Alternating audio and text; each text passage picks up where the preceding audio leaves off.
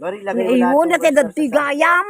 Ah, ayun, lahat ng oyster. Ayun. Baka may permit yan dito kasi ano eh. Hindi nila pipermitan ang nara.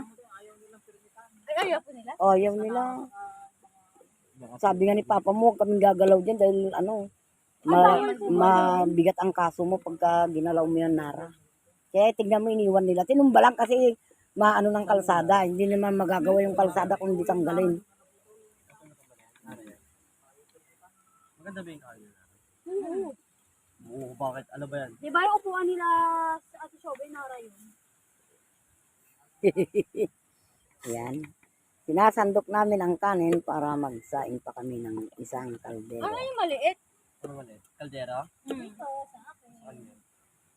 Yan na lang ang saingan Dyan mo. yung ano eh, isang kanin. Ayo. Hindi, para dyan sa Hindi, floor. yan muna. Ilipat mo rin yan. Oo. Ayaw, Punuin mo kanin pa. maliit eh. Para makasaing pa ng isa. May tupperware Para pag magkilabanta, meron.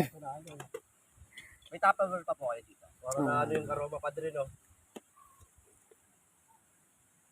Titignan lang natin. Sinasandok ang kanin para magsaing pa ng isa. Plastic po. Kasi isa lang ang kaldero namin, mga kapatid. Ang sili namin nakabaso. Sa'yo, Sili kanin. labuyo. Ayaw ko daw. Red hot.